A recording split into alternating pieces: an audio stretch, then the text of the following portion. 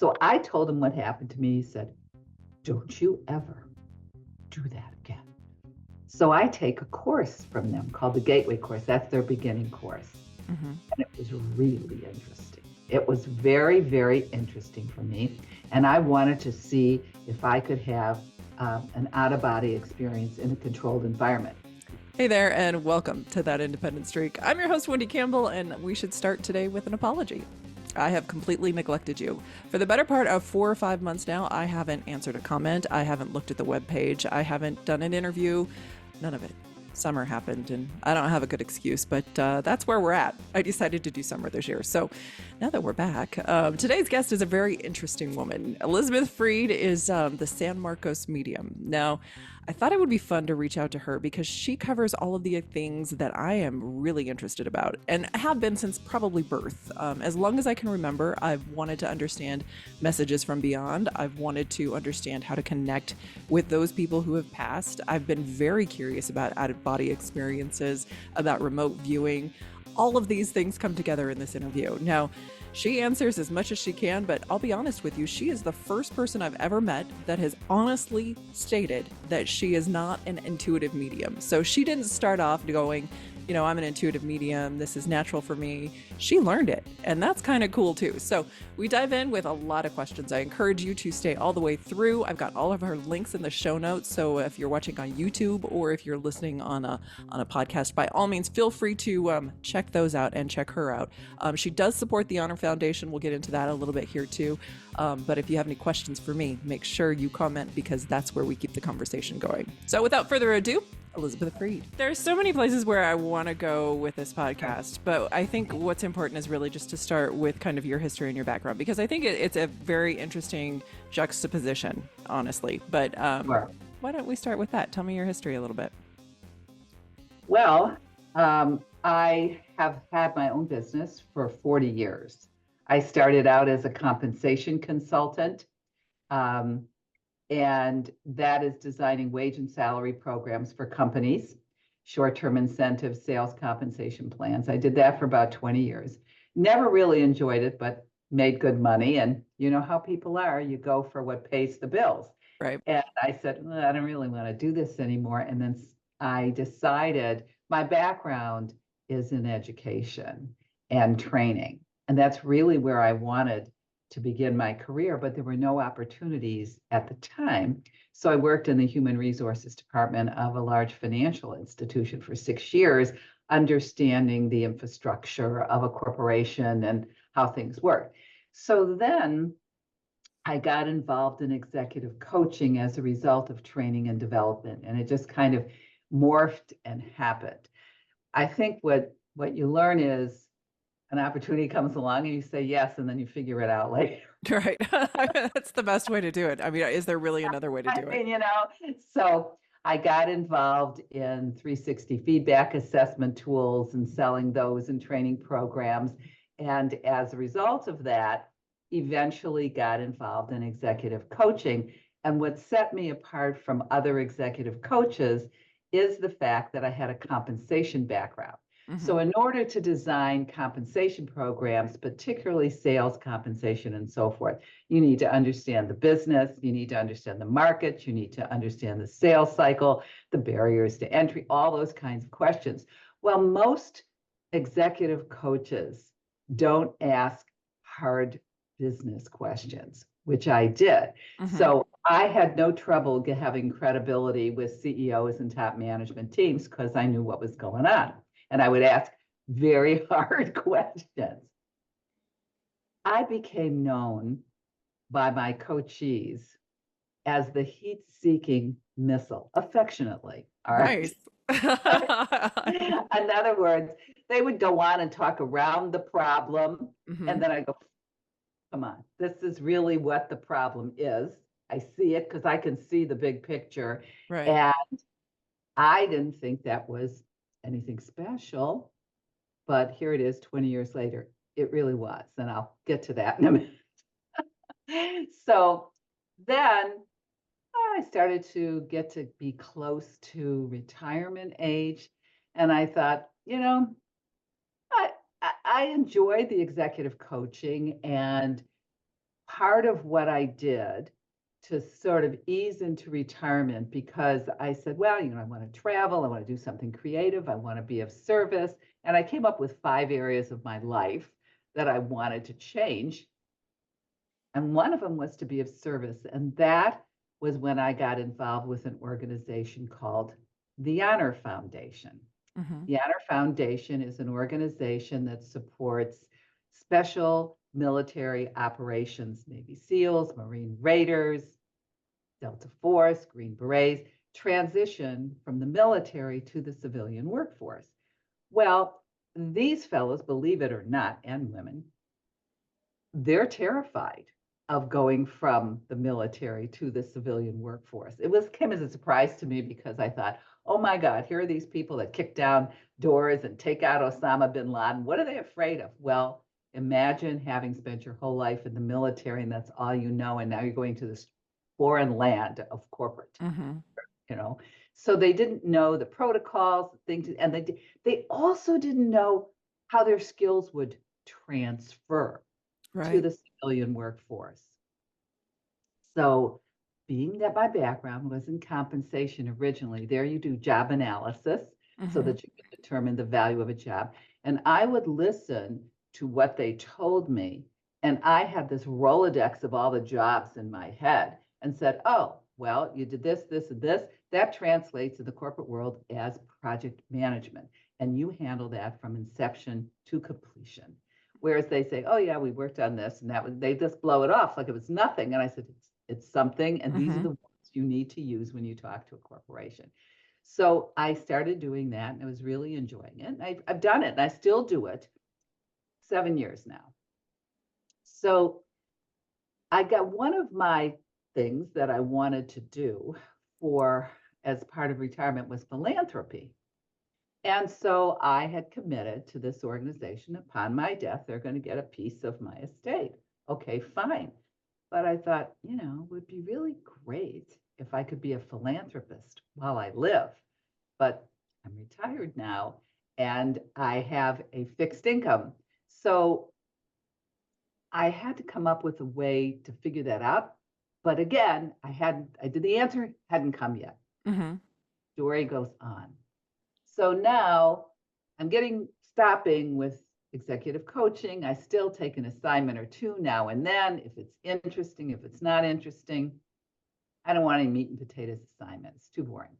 So I thought, all right, let me check out my creative side. Well, I thought, let me try tap dancing. It's creative. As a little girl, we were of modest means is an understatement. Really, we had no money for such frivolity as dance lessons. I used to go with my girlfriend next door, my neighbor, and watch her take her dance lessons while I sat there. That's the way it was. It's kind of sad. And I thought, now I'm going to take tap dancing. So I signed up for tap dance. I was horrible. If you were as a kid, I was like this hippopotamus, could not get it together. And then there are these women, they're just hoofing away. Well, they learned it as kids. All right, I didn't. And it wasn't easy for me. So I said, well, okay. I gave it a good try. 3 months of lessons every week, 2, 3 times a week, I couldn't get it. So I said, all right, so you gave it a try. Next, I said, well, let me try art. See how that works. Well, I was not bad, but now we have all these exercises we have to do. And I said, this is work. And I love what I'm doing. And I've worked since I've been 12. Come on, I don't want to do this anymore. So I said, screw that, I'm not going to do it. So in the meantime, I had some metaphysical experiences. Once when I was in my 20s, I had a very jolting out-of-body experience. I didn't know what I was doing and scared the bejeebies out of me. And I did a lot of reading about it and so forth, but I thought, what purpose is this going to serve for me in my life? I didn't see any real benefit coming out of it other than, oh, that's interesting. So I kind of let it go. Took a few courses. And then I had about 20 years later, I had this very odd experience. I was sitting on the phone, just like I'm talking to you now, completely normal. And I was talking to GE Aircraft Engine, setting up a compensation appointment because I was doing compensation consulting at the time. And I had recently had 3 miscarriages. So I was feeling a little bit recovering here and sad, but I was just keep on keeping on. Okay. So I'm on the phone, and all of a sudden I'm noticing the light in the room is changing to like a golden glow. Now, my husband at the time was out hunting, and I knew he wasn't home, but then I thought I heard something, and I'm still talking to her. And at the same time, this light is coming in, I feel this overwhelming sense of unconditional love surround me. I I never felt that kind of love. I mean, it's not romantic love, and the best thing I can liken it to is something like the way you look at a newborn baby or a pet you adore. I mean, just unconditional. And I thought, and then I felt this gentle squeeze on my shoulder. I heard something. I thought, well, my husband has walked in the room. Maybe I'm mistaking this. And on one hand, I was a little irritated because here I am on the phone saying, yes, 2 o'clock Wednesday sounds great. Now, this is all happening simultaneously. All right. Mm-hmm. And I start to whirl around to say, look, I'll be with you in a minute. It's like on the phone, but I went to whirl around and there was no one there. And I just went, and the lady on the phone said to me, are you okay? I said, yeah, Well, I'm fine. And I concluded my conversation and I thought, now that is interesting. What was that? And to this day, I don't know, but I was being touched. It was like a presence came around me telling me everything was going to be all right and assuring me, which was very, very comforting. And I yearn to have that feeling again. Nothing else. People felt Jesus. I didn't know it. That's the closest thing because I called up a friend of mine and I said, have you ever had a religious experience? And she said, yes. I described what happened to me. She goes, well, that's what it sounds like to me. And I said, well, that's very interesting. Then, all right, that was when I was 40. I'm in my 70s now. So nothing much had happened since then. And then I had taken some courses through the Monroe Institute, which, are you familiar with the Monroe Institute? Recently, yes. Okay.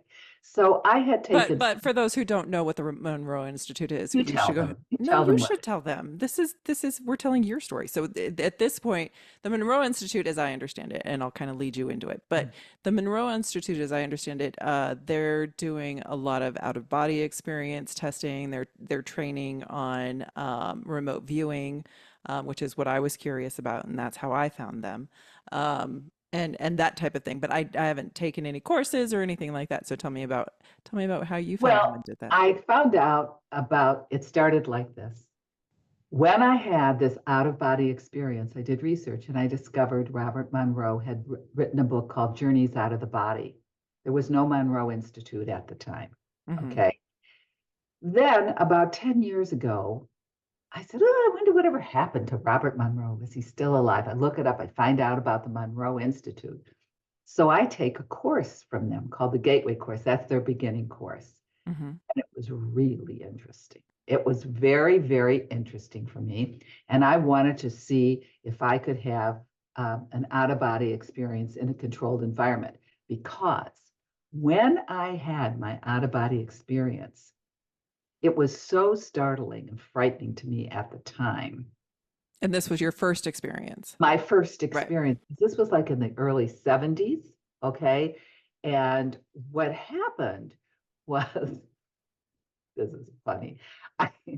I was moved to Minnesota to be with my then boyfriend, and some women friends of his friend said to me, there's a fellow from England coming. He's speaking on out-of-body experiences at the University of Minnesota. Maybe you'd like to go to the lecture. And I go, yeah, let me go. Because I had told them what had happened to me. And I don't know, this out-of-body experience was really crazy. It was just crazy. And so I made an appointment with this fellow. He was from London.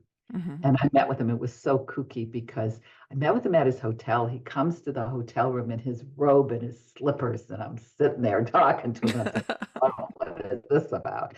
But I tell him what happened to me. I said, was this legitimate?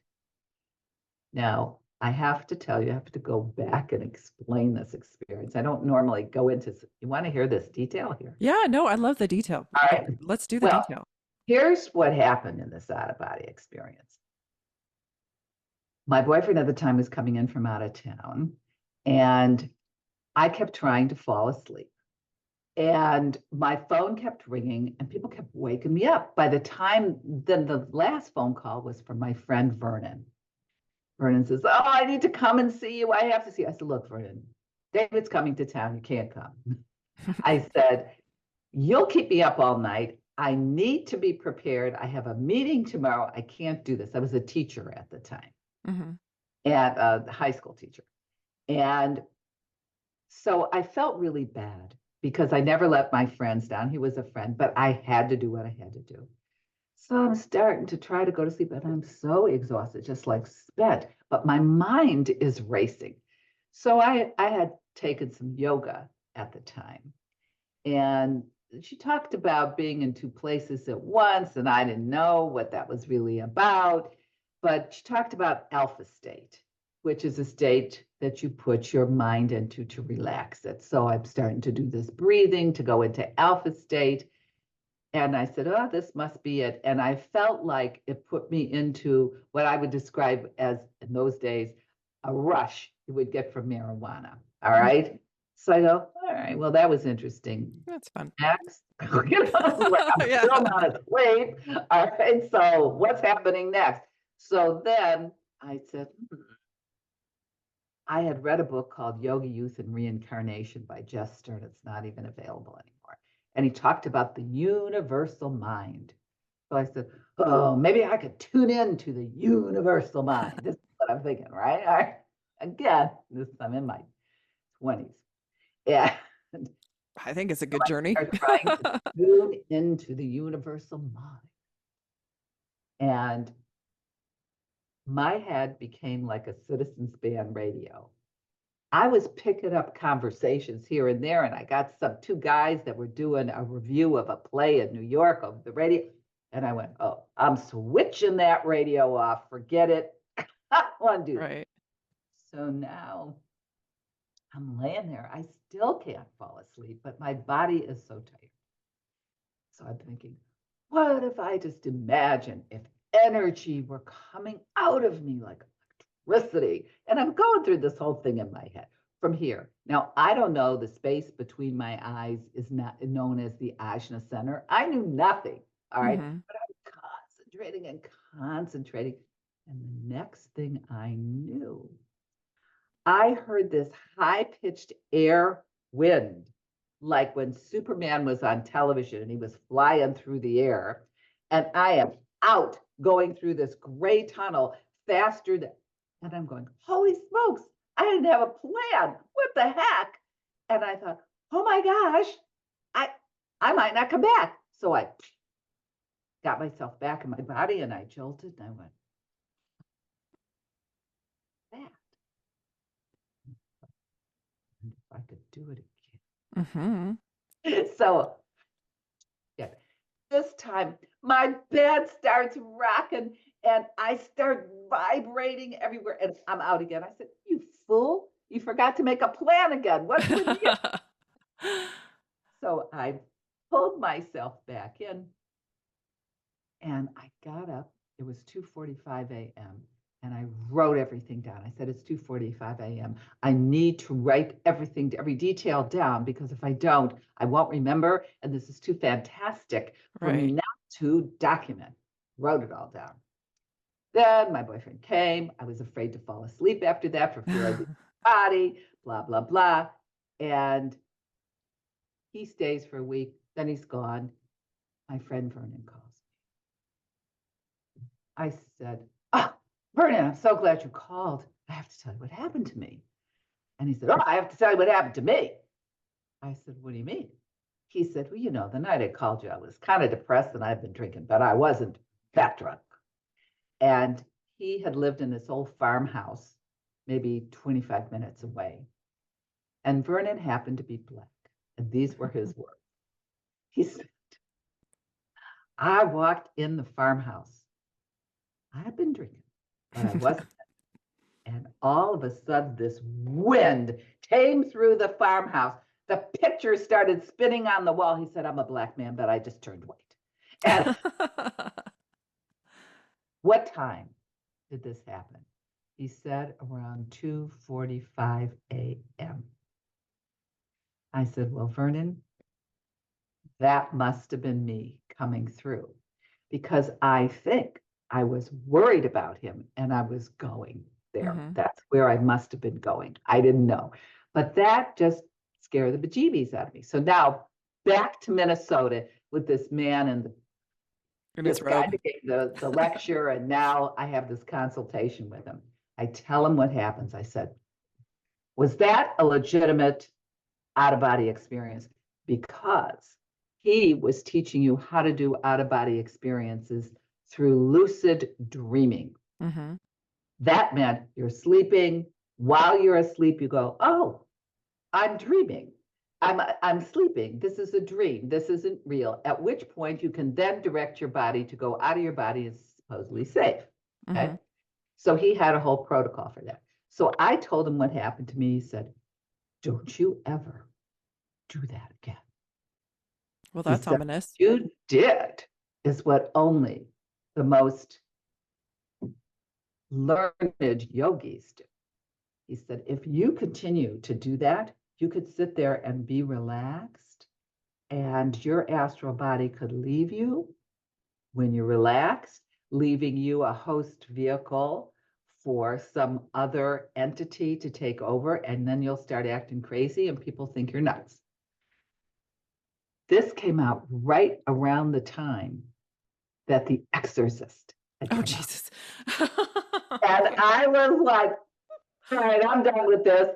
I never did it again." All right. Right. I mean, So fair. I That's a had, fair reaction. so I just said, "Oh no, I'm not going to do this again." So now rolling the clock forward, it's 20 years later, and I am going to the Monroe Institute to take the Gateway course, and they're teaching you how to astrally project Mm-hmm. in a safe way, but not through lucid dreaming. Okay. They have a different protocol. I couldn't do it. No matter how hard I tried, I think I was still frightened from what happened some Mm-hmm. time ago. So now I had taken that, and I had done meditation, and I had experiences when I did that. And then I wound up taking, "Oh, I think I'll take this course." Mm-hmm. I didn't even read what the syllabus was. It was just sort of next in line, and it was convenient. It was in California. So I said, "All right, let me take it." So did you do it in person or online? In person. I did it Okay. in person. Okay. Another in-person class. I find out what Lifelines is where you go and you meet with people who are stuck and haven't crossed over, and you help them cross over. I said, "What the heck did I get myself into here?" All right. Mm-hmm. And I said, "Okay, well, let's just kind of roll it." Right. So I'm in this class and they're teaching you all the protocols and all the things to do. And they say, "You go to this place and you talk to this," and I don't see anybody. I'm the most practical person in the world. So, you didn't tell people that I'm actually a medium, which I am. And how did I get there? It was a long story, as I'm Mm-hmm. telling you, because I was not a believer initially. So, so then I'm in this class and they say, "Well, you go there and you'll see that there are people." we have the debrief. I go, look, I don't see anybody. It's all black there. It's nothing. I don't get it. Right. Everybody had left the building. Right. So somebody in the class said, "Well, why don't you try asking if anybody needs any help?" So I said, okay. So I go back again in our meditation and I said, does anybody need any help? And I heard somebody said, well, I could use some help. And I went, Brad, is that you? He said, yes. Now, I had known a young man from elementary school who passed away in his early 20s by the name of Brad. He was married to another gal from our elementary school, a twin named Barbara. So I said, Brad, what are you doing here? God. I said, it's got to be 40 years or so, or since you passed. And he said, or 20 something, I can't remember because this was a long time. And he said, that's right. I said, well, why are you here? He goes, I don't know. No one's helped me. So I said, wow. I said, Brad, let me ask you something. You had a son, didn't you? Now, I met his son one time at one of our high school reunions, but I never spoke to the kid. I didn't know anything about him. I just remember seeing him and having my heart break that he looked like Brad. He was a little boy, okay. I said, what was his name? He said, Sean. I said, okay. And he says, I bet Sean is older today than I was when I passed. I said, you're probably right. I said, is there anything you want me to tell Barb? He said, just tell her I always loved her. I said, okay. And then I did the protocol to help him cross over, and that was that. And I thought, what's involved in the protocol? You have a guide, the guide takes you and the guide kind of fly him up together to the next level that he needs to go to. So I thought, I am not going to call up Barbara Seidel and tell her I talked to her dead husband. She's going to think I've completely flipped out. So I said nothing. And then I decided, I found out that I could talk to others and go, and I wound up talking to my stepdaughter who had committed suicide. And I was very surprised to see her. She had crossed over. I met her on the other side. She wasn't stuck, crossed over. She had a lot and things like that had happened in her life. And I said to her, Melissa, your father and your brothers are so sad that you have left. Why did you do this? And I expect her to say, I couldn't take it. It was too depressing, blah, blah, blah, blah, blah. She said, now her mother and one of her brothers had already passed. Said to me, because I missed Mom and Michael. I said, because you missed Mom and Michael? I said, wow. She said, it's no more complex than that. I just wanted to be with them. So I was stunned. I told my former husband at the time that I had spoken to her and what happened. She said she missed Mom and Michael. I said, that's what she told me. And he said, well, she has been talking about that with her cousin Freddie. So I call up cousin Freddie and I said, Freddie,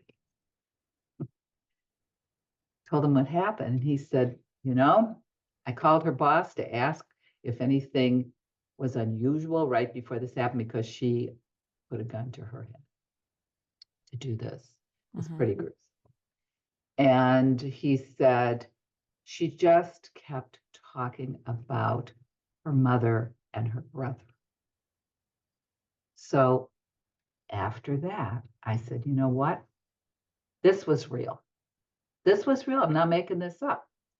So I am going to call up Barbara Seidel and tell her about this meeting for her deceased husband. But I thought, oh, now you have to understand, these are people I don't talk to for 10 years at a time, every 10 years. Right. Well, and they've moved on in their life. I go, it's Elizabeth Reed. Hi. She goes, oh, hi. I said, listen, I have something I want to talk to you about, and it's going to seem unusual. But the first thing I want to ask you is, have you ever had an out-of-body experience? And I fully expected her to say, no, I have no idea what you're talking about. She said, yes, I have. I said, okay, you want to share with me what took place? She said, I was in a car accident and I was on the ground and I was above my body and I could see everybody working on me at the time. Mm-hmm. I said, okay, then I'm going to share some things with you. And I need to ask you a few more questions. I said, you have a son, is that correct? And she said, yes. I said, what is his name? And she said, Sean. And I got chills. And I went, oh my God. And then I proceeded to tell her everything about what the conversation was about and so forth. And what I got from that was how grateful she was to have heard this message from her deceased husband and how meaningful it was to her.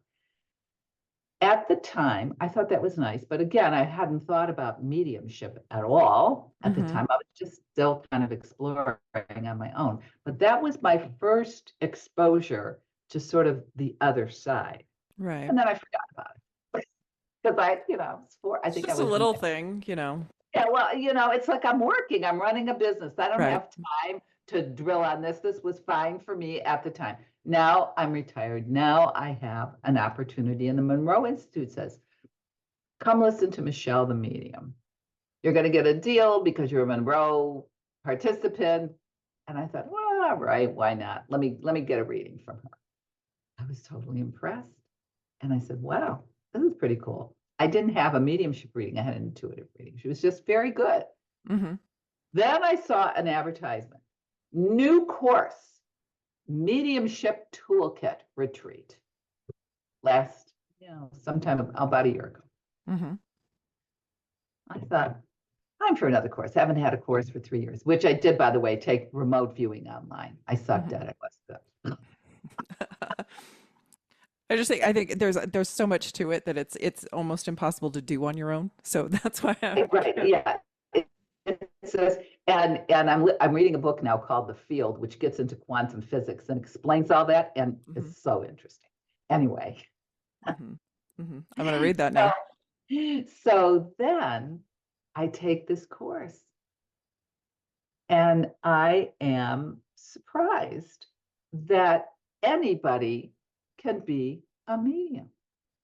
You could be a medium, this person could be a medium. It's a matter of meditation, practice, and knowing the protocols to use. It's a lot of practice and a lot of education and a lot of commitment.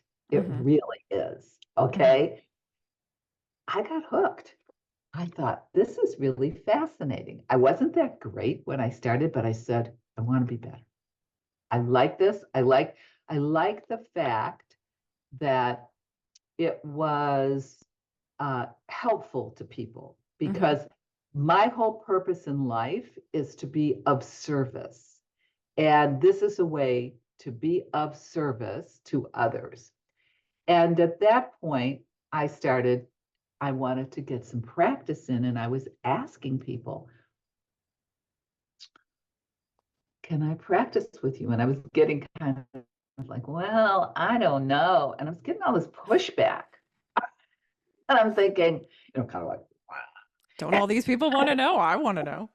yeah, well, I was just curious, just that this, I'm afraid we're going into the dark thing. Well, you're not, there's ways to, I only do things and only connect with spirit who is there for your greatest good. So then I found a group of people with whom I could practice and took, there's something called mediumship circles. I signed up for a circle, I paid for that, and we practiced with each other.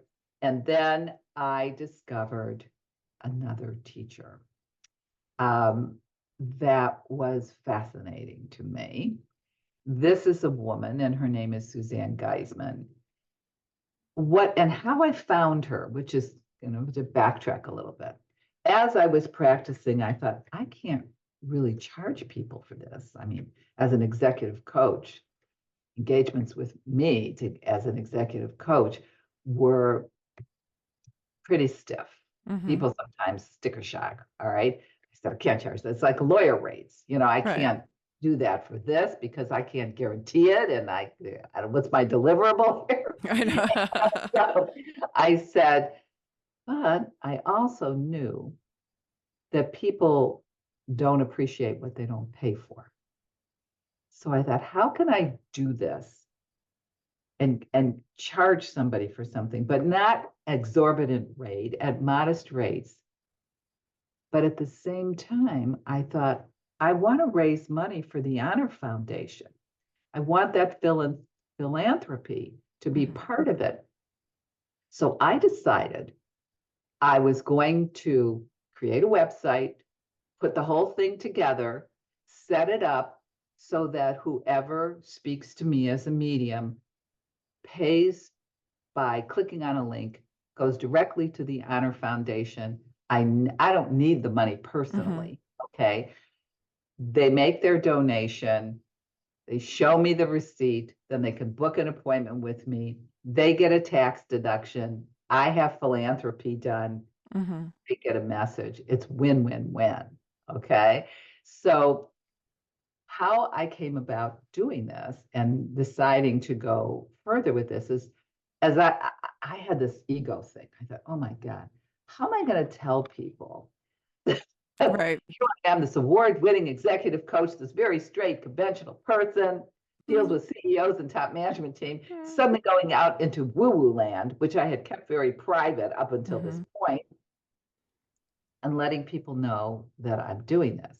Well, the only way I could make it palatable was to make it philanthropic and so forth. So that's how I presented it. I wrote an article, put it on LinkedIn. It was like reinventing myself again, saying I'm going out on a limb like Shirley MacLaine and doing this. And the reviews were mixed. From some people thought it was nuts. Other people said, this is great. This is Elizabeth going out and reinventing herself, which I failed to mention. The space between going from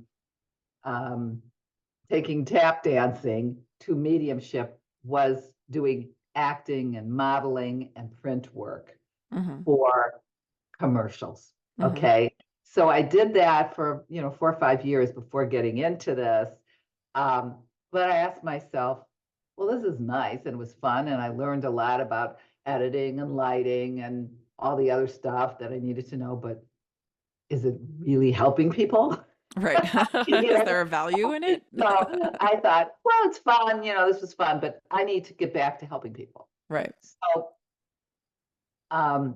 So as I was preparing this article, I contacted another coach that I knew from the Honor Foundation and told her what I was doing. I'm going to put this out there. What are your thoughts? And she said to me, are you aware of Suzanne Geisman? I said, no, I have no idea who she is. And she said, wow, she is a former or a retired naval commander who had advised the Joint Chiefs of Staff and was in leadership and all this kind of stuff. And her stepdaughter, who was in the Marines and pregnant at the time, was going on base over to her duty station, which was some military base duty station. When she was walking there, she was struck by lightning and killed. Oh my God. She and the baby died. It was horrifying. Well, this stepdaughter came to Suzanne and visited her. Suzanne, who was like me, the straightest of arrow, never had another experience in her life, all of a sudden was getting messages from her stepdaughter. And she became awakened this way. This was 20 years ago for her. So she got educated, she learned, she practiced, and she's now one of the most well-known mediums in giving classes, and she does a great job. And what I liked about her classes is they were very much aligned with my way of training, which is this is the broad overview. Here are the goals and objectives. These are the deliverables. Bang, bang, bang, bang, bang. That's how KPIs I right would here, structure. ROI right here. Yeah. Right. Right. That's how I would structure a course. She structures it like that. My first teacher, terrific. My first teacher is a natural medium. She was born with it. Mm-hmm. Sam, like me, was not. And this is where you learn that anybody could be a medium. It just takes practice, Right. and practice. So there we are. That's a long introduction. I mean, I that's kind of the meat of the bones of it, though, because I think so. Two of the reasons I wanted to speak with you, one is because I really think that that intuitive nature, that intuitive sense, I think everyone has it. I really do. And I think Mhm. that I think it's just a matter of understanding how to tap into it, but there's also an understanding of natural ability. Like it's not something that necessarily like you went through classes for it, but I know numerous people who get sensations, that have experiences. And I think in the climate that we live in today with AI, with the Mhm. internet, with so many things, it's so important for people to really kind of start leaning back in to understand what's real. And I think that that experiences that you've had kind of highlight, understanding that, everyone can do this. Some people learn it and some people know it. And it's just a matter of getting to it and developing it and working with it. And the other reason that I wanted to talk to you, of course, was the Honor Foundation, because if it it's there's so many people out there who are doing a lot of readings, doing mediumship, that are doing tarot reading, whatever you want to call it, but to give back gives it so much more validity, because it's almost, there's value to it, and the value isn't directly to you, so it almost it gives it, I don't it just feels truer. It's a good cause. It's a good, you know what I mean? Yeah, It yeah. feels a little bit, okay, well then let's talk. Let's see what you have to say. Let's see what your experiences are. But in your long story, there's a lot of questions that come out that I have we can definitely go back on. Okay, well, I'm all ears for your questions, but Great. that's the gist of it. Uh-huh. And now I'm doing it and I'm still learning. As a matter of fact, I practice every day. I have to meditate for a half an hour every day in Right. order to stay in connection with spirit. And for the most part, I'm connected. There are days where I got crickets. It happens. Mm-hmm. But one of the things Suzanne talks about is imperfection. As 18th Mm-hmm. of September, I'm going on a 10-day cruise where Suzanne is offering a 14-hour workshop in person. And I am going to be on this boat with 500 other like-minded people. I am so excited. That sounds like so much fun. Where are you guys going? Mediterranean, Oh, going to the Mediterranean. beautiful. So it should be fun. Beautiful. And I think it's a not beautiful only place to will I do it. get to take courses, but there are pickleball courts Oh, nice. on the boat. I'm so excited. I think it's great. So Wendy, a lot of people who haven't necessarily tapped into it. I know a lot of people, myself included, who hear the word meditation and I start to like pull in a little bit, because meditation to me, to sit my brain still for that long, any amount of time is a challenge. Even going to sleep is a challenge, because I'm over here doing things in my brain, I'm over here doing things in my brain, to bring it all in and to kind of take that moment. How do you bring yourself into the meditation? Well, she has a protocol that she follows. I do guided meditations. I have some of her guided meditations. I also have this wonderful app from Insight Timer. Have you ever heard of them? No. Cost Tell me me more. $65 a year. You have a gazillion meditations on there that you Mm-hmm. can do. They're guided. They help you. It's not like I had taken TM in my 30s, Mm-hmm. and What was it, that they like? give you TM, they give you a mantra, and you're Mm-hmm. saying the same mantra over and over and over again. I didn't, it was like I didn't enjoy it. So, I mean, it was okay, and occasionally I might do it, but I don't do TM. Okay. It's good though, for those who can't. But what happens is, so in the case of me meditating, when I'm meditating for spirit, I have a process I go through where I breathe. I envision myself in a shaft of light. Mm-hmm. And then I see myself in the shaft of light, and then I become shaft of light. I dissolve, my body dissolves into the shaft of light. And then I have guides that I call out on that I have developed through this process of meditation. Mm-hmm. And I ask spirit, after going through this protocol that I have to go through, I ask spirit either for one of my guides to come forward or let them bring to me someone forward. And I say, what is it that I need to know? And then I wait, and I can feel when my guides or spirit comes forward because my arms will start to tingle.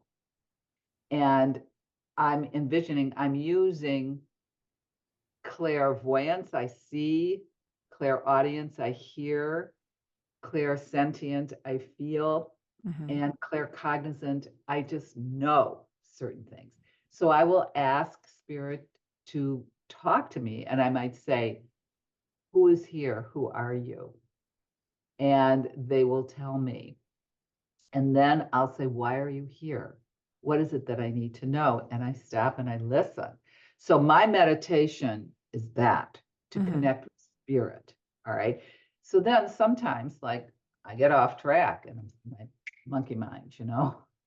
So then I go, Mm-hmm. whoa. Sometimes I fall asleep, which I get mad about because I'm tired. I'm Right. 76. I mean, Well, I get tired. I do it. So, I'm 50. but it is. Now, I encourage you, the reason I like Insight Timer is they have something called Yoga Nidra. Have you ever heard of Yoga Nidra? No. I listen to Yoga Nidra. There's a couple of Rosalie Silva and Sarah Ellis or something. They have meditations. You could have a 30-minute Yoga Nidra or a 60-minute Yoga Nidra. And I put the earphones in Mm-hmm. and I listen to it and I fall asleep. I just fall asleep. Deep, deep rest. Yoga Nidra allows you to do deep rest without falling asleep.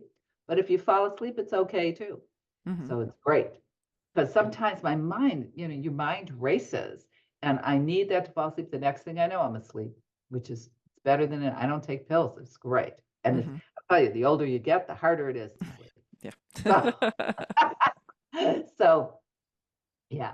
So I go through this whole meditation process.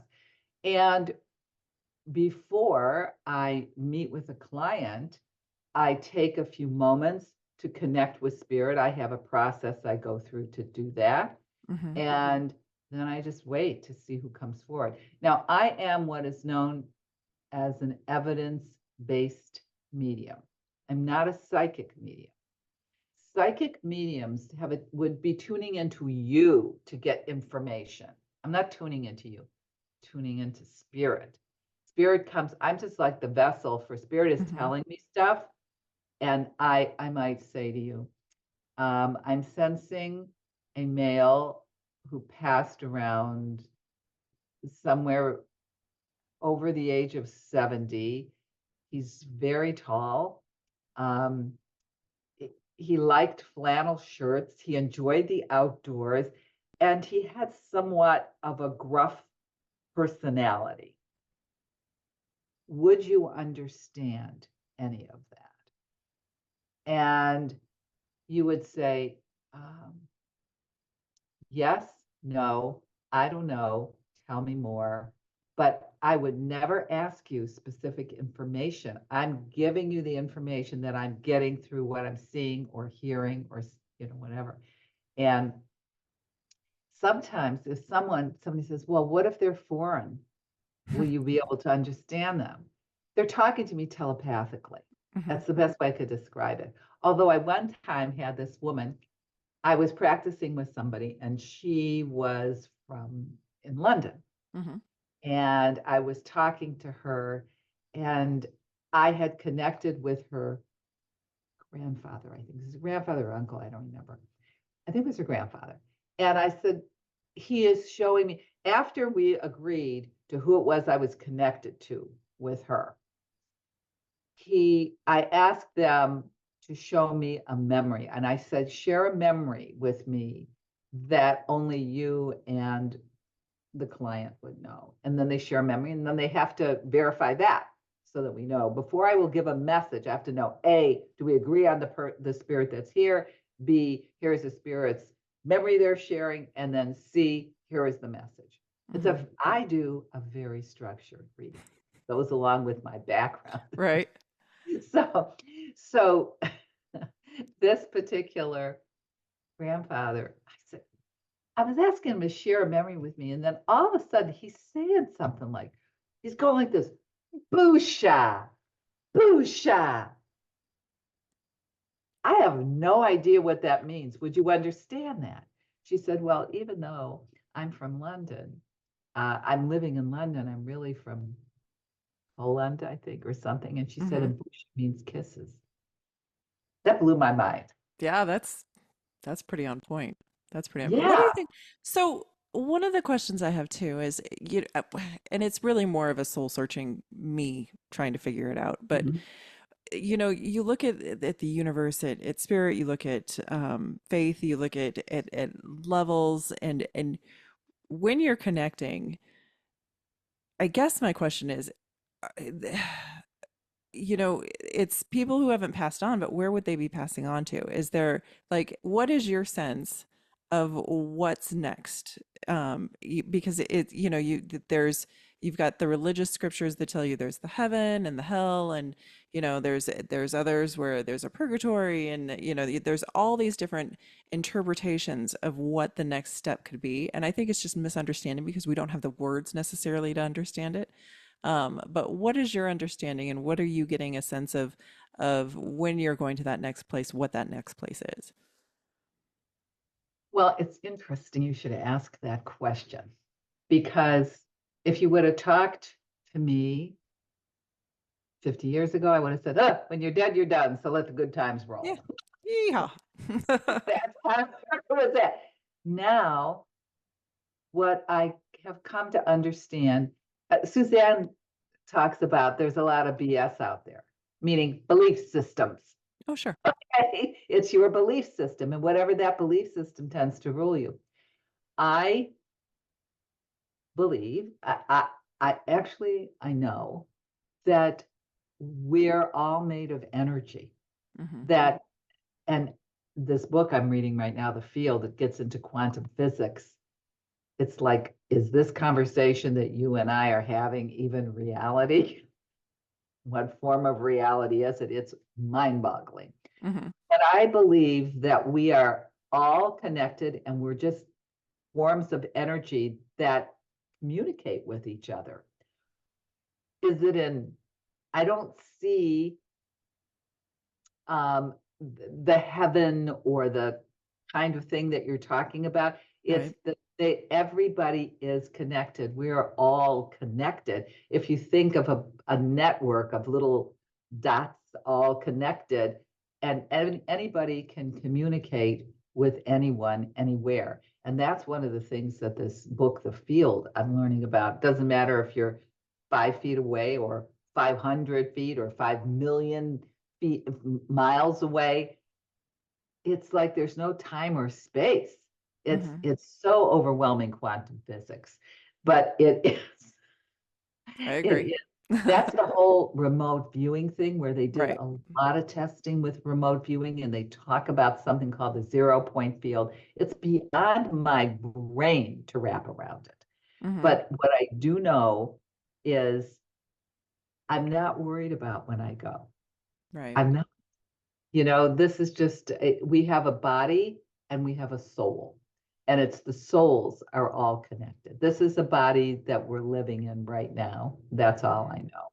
hmm I think that's fair. I think so. Part of the journey that gets my brain triggered is within quantum physics too, because in my mind it's okay figuring out, are we, I think it started early when I was, trying to contemplate reincarnation. Is Mhm. that real? Is that possible? And then, the ability to connect with those who have passed on. Okay, well, so if they've passed on and I can connect with them and I can have conversations with them in my lucid dreams, Mhm.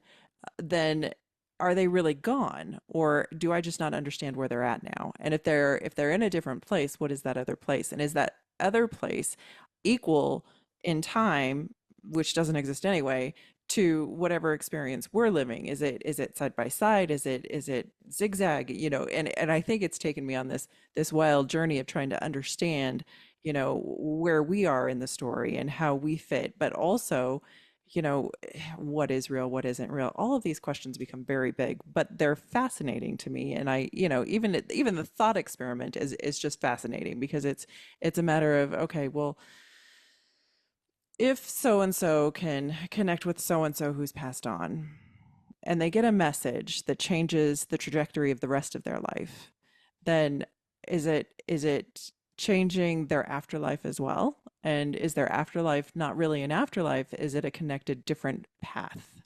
Those Um, are such great questions that you're asking. spend a And lot of time in my head. one of the things that I read in this book, The Field, is they have this is even more to ponder. It's kind of like they had this machine, and they had this machine produce certain, I don't know, outputs. I can't even describe it. I'm trying to think of how it was. And they locked it away, and they knew what those that no one knew what those someone knew what those outputs were. And then after the fact, they had somebody influence the machine Hmm. from outside. The machine was in some kind of blocked from radio waves and anything else, but a person influenced the machine so that even though in the past it had produced this, when they looked at it in the future, even though it had produced that, when they looked at it in the future, it changed. So even though something is in the past, you can change the past for how it's going to produce in the future. That was so overwhelmingly over my head. I couldn't, it was just very hard for me to wrap my head around it. But they did all of these experiments. Right. And like I say, it's just fascinating how intention is very important, and how intention impacts things. Hmm. And it's I have no answers to these. And I would recommend that you consider reading the book, The Field. It's by Lynn McTaggart. Lynn McTaggart is an investigative writer, Hmm. and kind of he has all studies and the research and everything behind it. It's a lot. I'm listening to the audiobook. I'm three-quarters of the way through it. Someone had recommended it to me. And between what I feel, when I am connected, I know I'm connected. And there are other times when you're first starting out of this, you're going, am I making this stuff up? Am I making this stuff up, or is it real? Hmm. And I'll give you an example of something that happened recently to me. I was on a film set with a woman, and she was a real actress. I was like an amateur. Okay. She Hmm. was a real actor. We were doing some project for somebody as a freebie for something. And she was very cool. And we met like 3 years ago. And she found out I started doing this. And she was a Black woman, or is a Black woman. And she asked me to do this for her. So I said, okay, I'll do it. And I started giving her evidence immediately. It happened really fast. Sometimes it takes longer. I just said, I am sensing a man. I did not say Black, but he was Black. That's why Hmm. I said, I see a man. He's about 6 foot tall. He is ripped. He's got a physically really good physique. And he is walking with confidence. And I mean, what I'm doing for you is how my body was going. Okay. And it's like he's almost warrior-like. Would you understand? Oh, I led with, I see a man who passed before the age of 50, is what I started out with, and then described him. And she says, I have no idea who you're talking. I said, okay, I said, I feel very strongly about this. I'm going to go back and ask for more. And I'm hearing him say to me, panther, panther. I said, he's talking about a panther, a black panther. Would you understand? She goes, I didn't know anybody in the political organization. I said, no, he's not talking about the political organization. He's talking about a Black Panther. And and she said, are you talking about the movie Wakanda? And Chadwick Boseman? I said, you know what? That is what this man looks like. Are you familiar with Chadwick Boseman? I am very. Okay. She says to me, oh, I knew Chad. You knew Chadwick Boseman? She goes, yeah, when he first started out before his career blew up and he got the Fantastic Four, and that he and then became in Wakanda, got married. We both went our separate ways, but early on in our career, he was I can't imagine why he's coming forward. I said, well, whoever's coming forward is for your greatest good, because whatever your concerns are, he's available. I said, but let me check if this is Chad. And I said, are you Chadwick Boseman? And I got all chilled. I said, oh, this is definitely him. So I said, let me have him share a memory with you.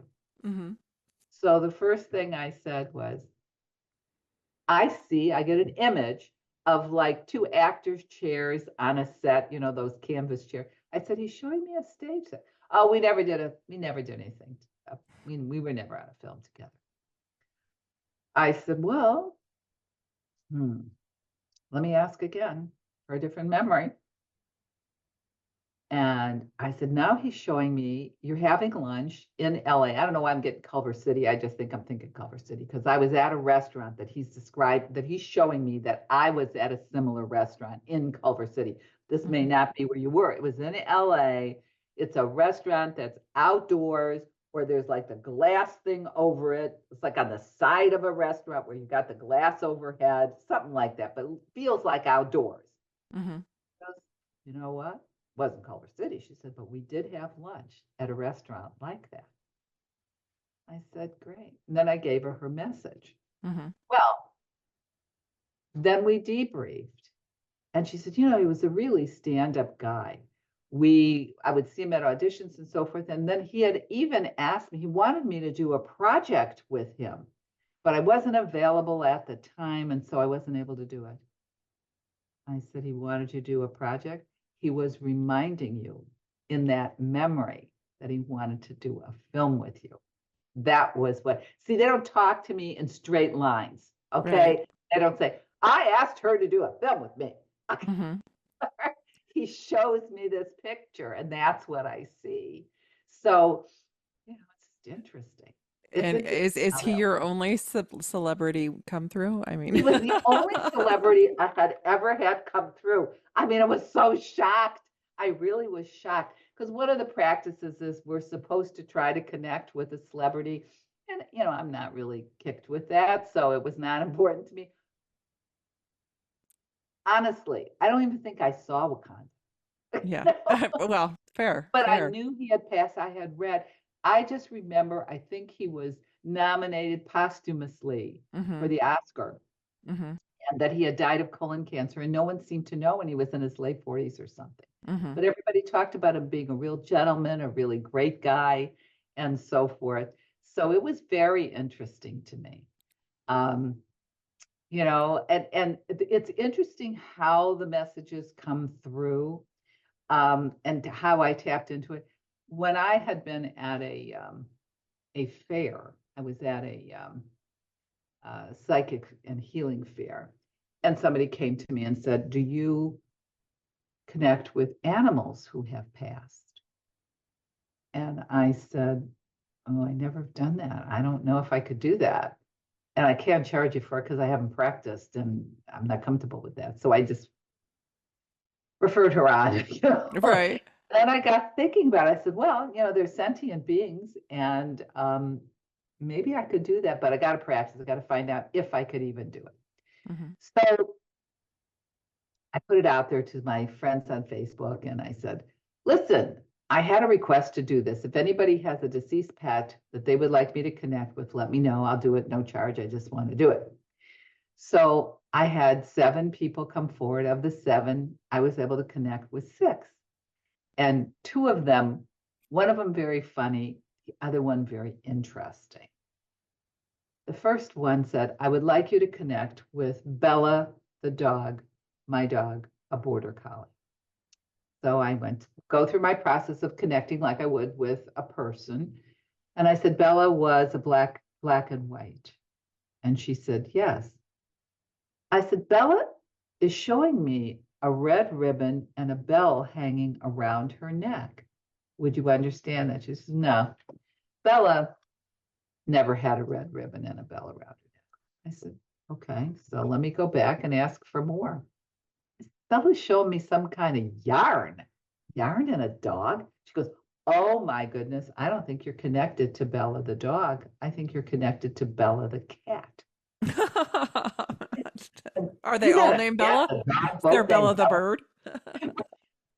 I said, she said, oh, but that cat died 50 years ago. She said, but she had a red ribbon and a bell around her neck. So I said, okay, let me go and see if I can find out if this is Bella the cat, see if I can find out. I said, Bella says something. I said, we both lived in Ohio. That's how I knew this woman. She lives in somewhere else now. I live somewhere else. I said, you didn't have this cat when you were in Ohio. She said, no. And then I was drawn to my glasses. And I said, Bella was a calico cat. And she said, that's right. So I said, all right, let me find out what Bella wants to say. Bella says something about New York. She said, we had Bella when we were on the East Coast, Washington, D.C. Close enough, she said.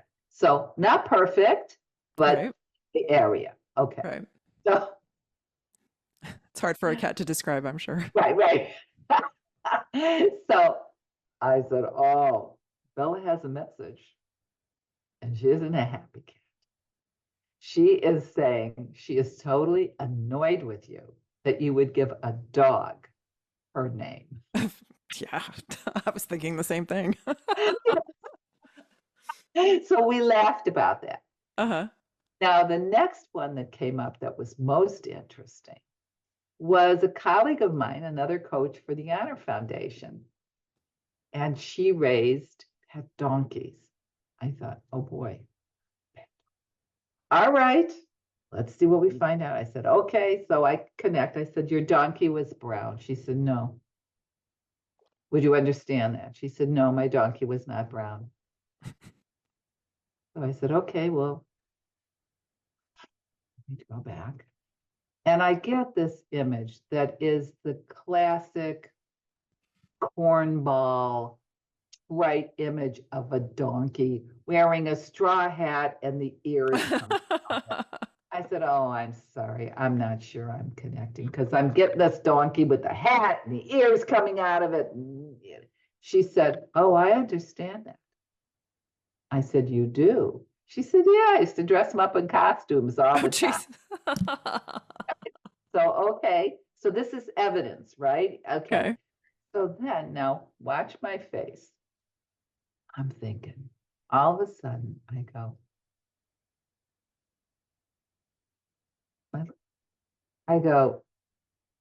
something going on with your donkey's mouth or teeth or gums or something? She goes, well, you're in the right spot.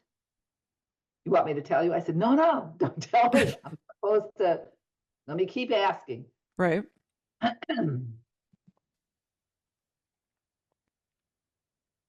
said, tobacco. I hear tobacco.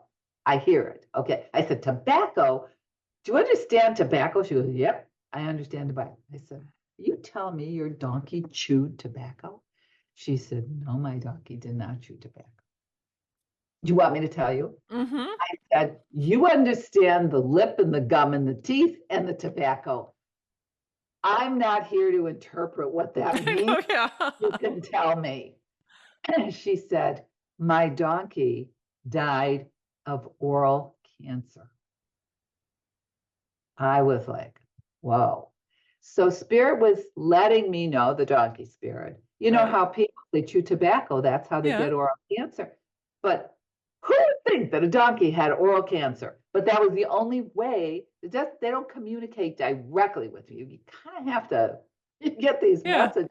Huh. I'm kind of like round robin spark. So then I said, all of a sudden, I hear the number 25. Or I can't remember. I said, Ducky's giving me 25. She goes, well, he was about 25 when he died. I said, he's giving me 5. What's that about? She goes, well, there were 5 donkeys on the property. I It's a said, lot well, of let me give you. charades. Yeah, I said, I said, the donkey is showing me he's never in a barn. He's always outside in some corral, some pasture, something, but he's not in a barn. She goes, oh no, we never kept him in a barn.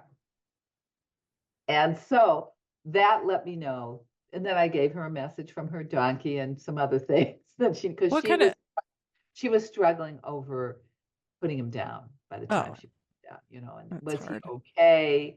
And Yeah. was he upset with her for putting, this kind of Yeah, no, those are hard. Those are hard things. Do animals have different messages than humans? Well, yeah, their messages are messages. They're not like, for example, an animal is unlikely to tell a human they should go and pursue a project. Oh, All that's right. fair. All right. Their messages are usually something to do with the love between them and that they're aware, Hmm. that they need comfort or let me know. I'm letting you know that I'm in your around you. That is me kind of Hmm. thing. But it would not be a message typically that I mean I hadn't had that happen, but that's an interesting question. Oh yeah, I think you ought to buy that house. I mean, I wonder because animals are around, at least not the donkey, but most household animals are around all the time. They hear everything, they see everything, so they may know other things. It's just, I guess it's more along the lines of, their consciousness of an animal. It may or may not be more evolved than a human. I mean, I read an article not too long ago, I guess about a year ago or so ago, about how something like 60% of humans don't have an inner voice. So what's going on in that head? So, I mean, that makes me curious about how how different is that from an animal? Because if you're not talking to yourself inside, what's going on in there? I don't know the answer to that. I haven't done enough animals to see if I get a different answer. So Just that will curious. be for another story. Yeah, we'll have to Oh, come back on that one for sure. yeah.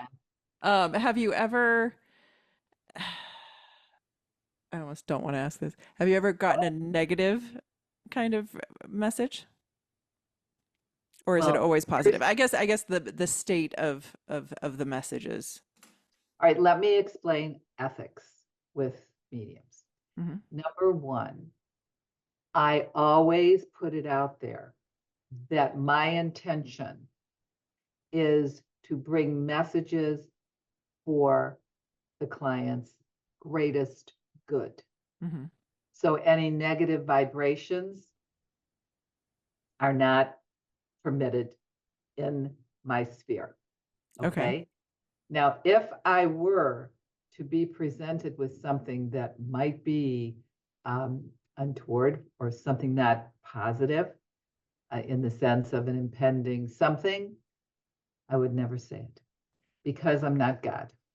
Right? Fair. And I mean, that's good. I wouldn't say it, and it would be inappropriate for me to do that. Ethically, You are only here to do good and to bring healing and empowering message. I am here only to bring healing and empowering messages. And to give somebody or say something of that nature would be just unethical. Does it ever come through unwillingly? Like, do you ever get messages that you're not asking for? Well, let me see, let me think about that. Do I get messages I'm And not not negative, just in general. Do you get hits of information that you weren't seeking? Yeah. Every time I do a reading, this is how it starts. Okay. Um, I get a random word or image that I'm trying to connect with spirit, and all of a sudden I get some weird image or word. With one case, when I was doing a reading, I got the word hell of a, like I had a hell of a good time. Okay. Slang. And I used to just say, "Look, that's crap. What the hell is that? Or, that means nothing." But I've come to understand that spirit's giving it to me for a reason, and it ties into everything after the fact, but I have no idea. So I will say to the client, I will say, as I come out of my initial thing, I said, I just got a word. This hell of a, do you understand that?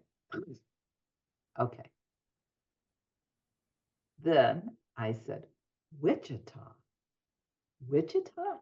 I don't think I've ever said Wichita in my life. Okay. Other than it's, in Kansas. Right. But I mean, I said, does that mean anything to you? She said, I said, okay, we'll come back to that. Now I'm going to go give you other evidence of the spirit. But just that's like random. It ends up that a woman that I saw a woman who passed before the age of 40, and I'm describing her, and I said, this person went to school with you, and she said yes. I said, and then I'm getting images of that. She liked to smoke, drink, and party it up, and have a hell of a good time. Hell of a, okay. And then I said, when she passed, you went to Wichita. That's where she was from. She said, that's right. Okay. And it ended with, she ended with something like, her last statement to me is, those were the glory days. Would you understand that? She said, on more levels than you know. Yes, we had great fun together. Those were the glory days.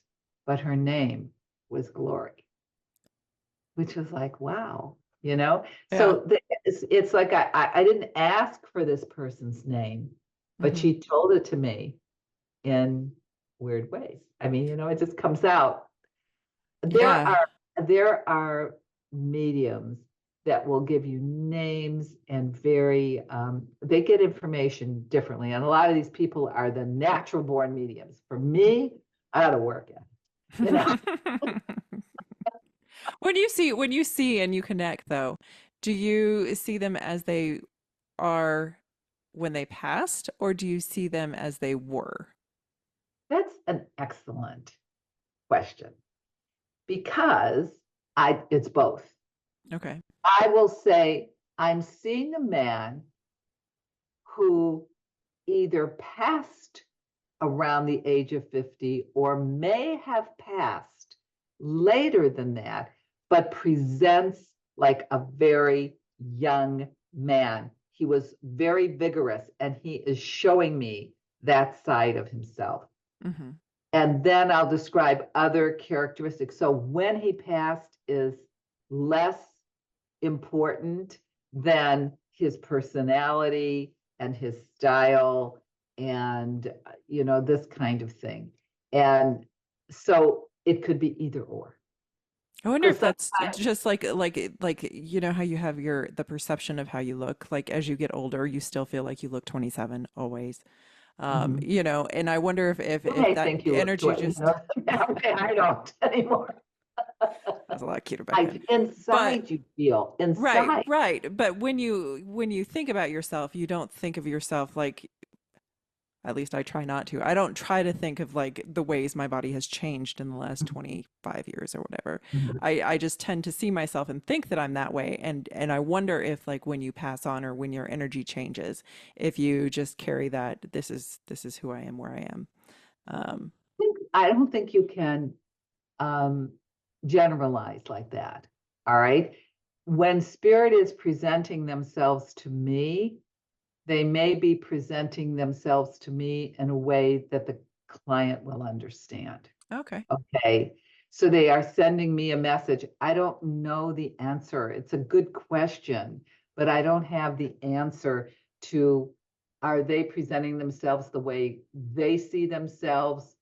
And is it the same to everybody when they come? Or Hmm. do they alter it depending on who they're connecting with? Interesting. I don't know that, but that's a good question. A very Well, good observation. It's very astute. thank you. I never had occurred to me that any energy could connect to more than one person. So that's, if you're connecting for a client or whatever, and that person may come to you versus, someone else that they may be trying to connect through. It never occurred to me that that was even a thought Well, process. here's an interesting one. Get this. I was doing a practice with another medium, and I got, I'm describing, I'm describing this woman who passed. She's this, she's that, blah, blah, blah, blah. And she's going, well, yeah, sort of. Well, I don't know.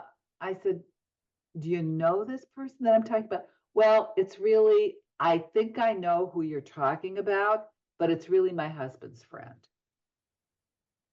I said, okay. Because I said, I see her with brown hair. She's this tall. She likes hiking. She likes skiing. She's blah, blah, blah, blah. I'm going through all this kind of stuff with her. And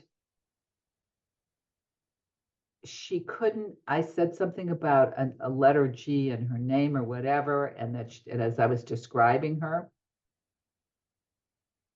I said, this message is not for you. It's for your husband. And I gave her the message for her husband. When we debriefed afterwards, I found out this woman had passed. Her husband was about to go to her funeral, and they were in Switzerland or Germany or something. I was talking to somebody in Switzerland, Germany, and he Hmm. was going to that country that she had passed in. She then sent me a picture of this woman, which is how I described it. And the message was very important for her husband to have because he was giving a eulogy at her funeral. Oh, wow. Well, that's really cool. I mean, how that happened. So, sometimes I get the message. I again did one where somebody's the beginning weird random thing that I get. So I'm doing this with another practice one with another medium. This guy was from Switzerland. And I said, I'm hearing the song. It's wonderful. It's marvelous. Da da da da da da. I said, do you know that song? And he said, no, I don't know the song, but I understand the concept. Okay. Well, we find out later that I had connected with his mother, and he said to me, you totally captured my mother's personality. Everything was wonderful. Everything was marvelous. She saw everything as positive. And then I said, would you understand? She is telling me you have brothers. Would you understand that? Yes, I said, and one of your brothers is not is contending with some kind of illness. And he said, yes. I said, and she's telling me he's ignoring this illness. And she's telling me he needs to make sure he gets himself taken care of. And now that wasn't a negative. That's okay. We Right. established he had an illness. Okay. You try to be, this mother was, I said, your mother is being pretty direct. I said, she's saying, he needs to get his head out of his ass and go to the doctor. That's fair. He's laughing and he goes, that would be my mother. But see, they come across, I mean, I don't know how to explain it to you, Mhm. but I get these kinds of messages from spirit that are so clearly the personality of that spirit. And then I have sometimes the spirit just isn't very communicative. They weren't communicative in life, and they aren't communicative when they're Jeez. on the other side. And it's like people are wanting to hear something, and I'm not getting anything. And sometimes you just don't know why. Mhm. It happens. It happens. Wow. Wow. So you've got your trip next month, and then are you planning on doing more classes? Or are there more areas that you Yes, want to I explore? have one more class scheduled. I don't know if it's going to fill at the Monroe. It's an advance. It's doing Suzanne's. Hmm. That's definite. And then the Monroe Institute at the end of October, beginning of November, is another week retreat with Michelle. Hmm. And I'm looking forward to that because the people that were in my initial class would be in that class. So I'll get to reconnect with them if the class makes. That's an advanced class, and you have to have at least something like 15 people to Hmm. make a class. And it might or might not make, I don't know. But that would be the last big class that I go to. And then after that, I mean, I would say in this past year, I have taken a ton of education because I had to get what I would call the executive MBA of Right. mediumship. I Yep. had to get it all in because, it's not like I'm 50 and I got lots of time here. I got to get it in.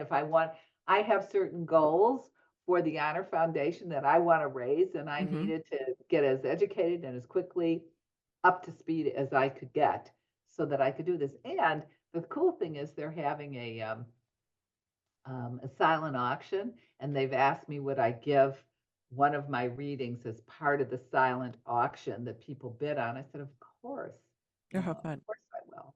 And yeah, so that part is fun. And I think that as I say, if anybody themselves want to become, people get into mediumship for a couple of reasons. One, because they really want to communicate with a loved one. And so they want to be able to constantly communicate. Hmm. That not because they want to become a medium like me and do readings for others. It's Hmm. really for their own personal. To open the door. So they may take a course for that reason. Other people have the desire, like myself, to be of service to others, and they want to turn it into a career. Hmm. I'm not so much interested in turning it into a career. Look, I've had a career, you know. I You're just supposed to be want retired, right? right. And I don't want to be doing this every day. Hmm. Okay. I don't want to be, I don't mind meditating every day and staying and communing with spirit, but I don't want to have to be on somebody else's schedule every. Hmm. Okay. I want to do maybe 3 a week. That's Hmm. all I want to do. Hmm. And that's enough. Otherwise, I mean, and the other thing is when I went to these, the psychic fair, you have to do them back to back to back to back to back. Hmm. And I had to do 8 in a day. I thought I would lose my mind. That seemed like a taxing load.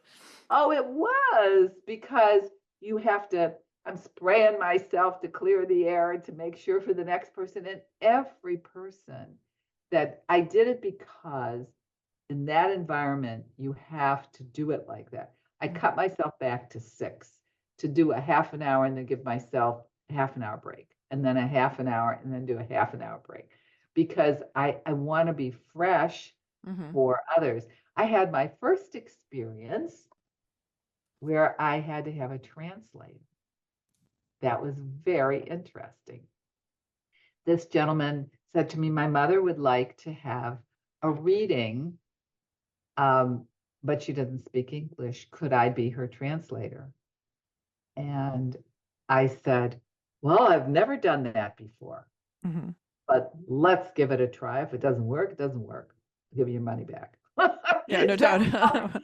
yeah, Nobody's so gonna it lose. worked. And it was very interesting how it worked. And it was very interesting. So I really, I think it was interesting because it slowed things down and it gave me time to connect with spirit where I didn't feel pressure that I had to constantly come with, because I would say something, he would translate it to her, she'd think about it, tell him, and he'd have to translate it back to me. That Hmm. gave me lots of time that Hmm. I didn't really have to connect.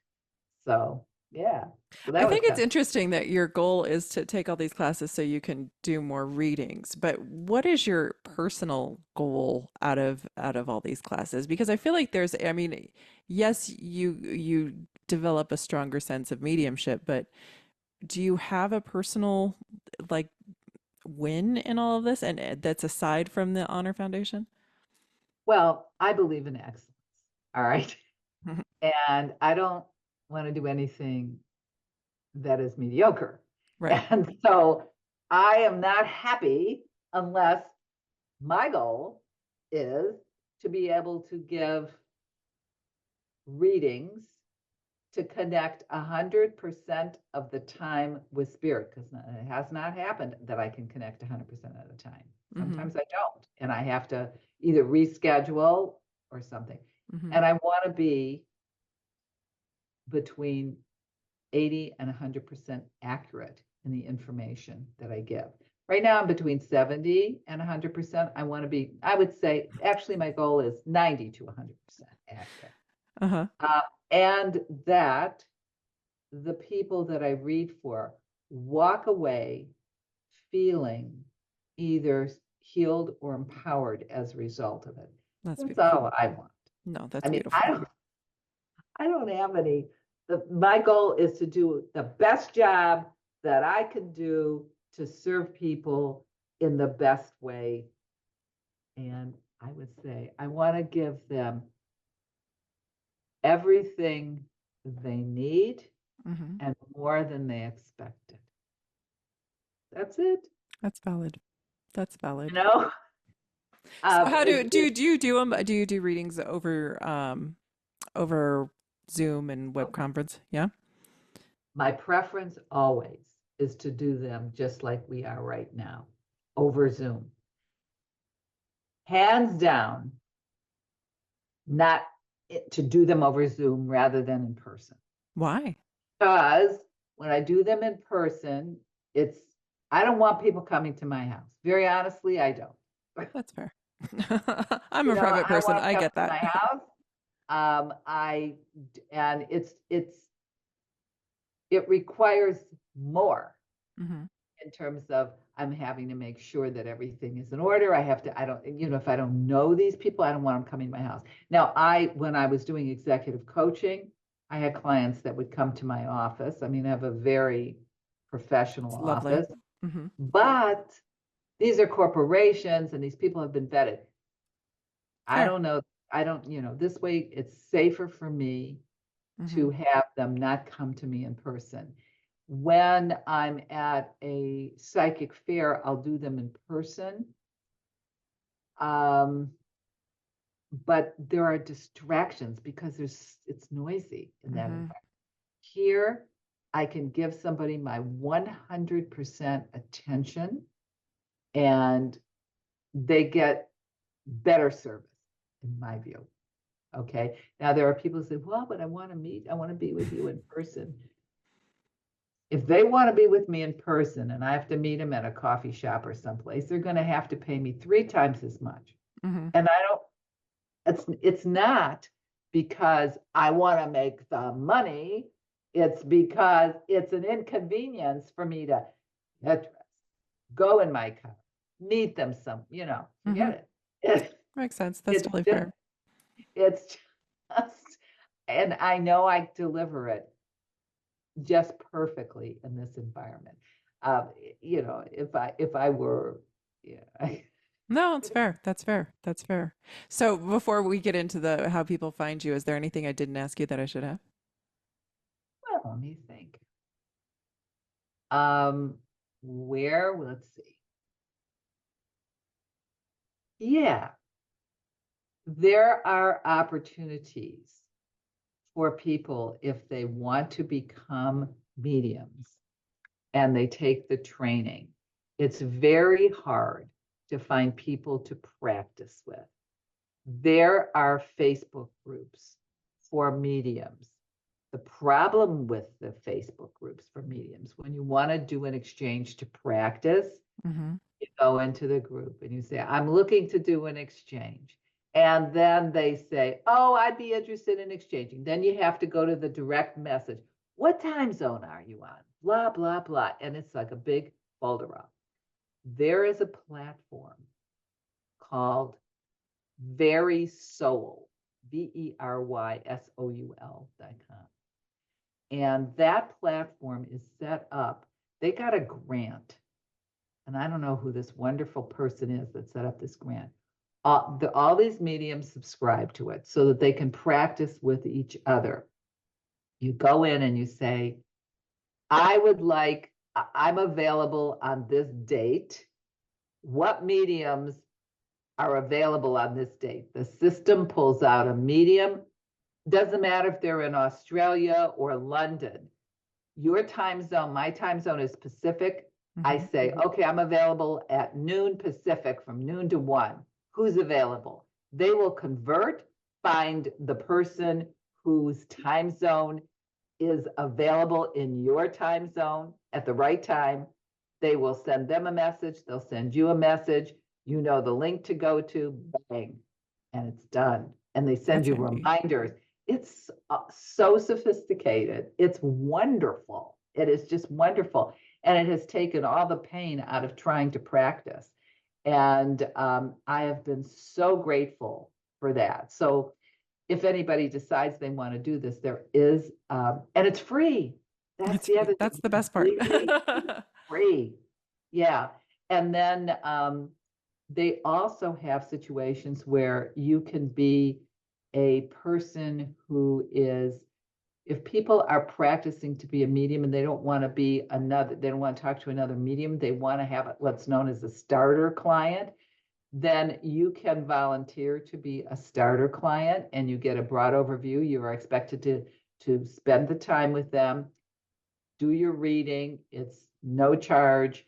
And I don't know whether you have to be a paid client first for a while before you get to be a starter client and then give feedback to somebody for free. I'm not exactly sure how that goes, but then the medium reads for you. You understand you're working with a developing medium, and then you give them feedback on how they did with you.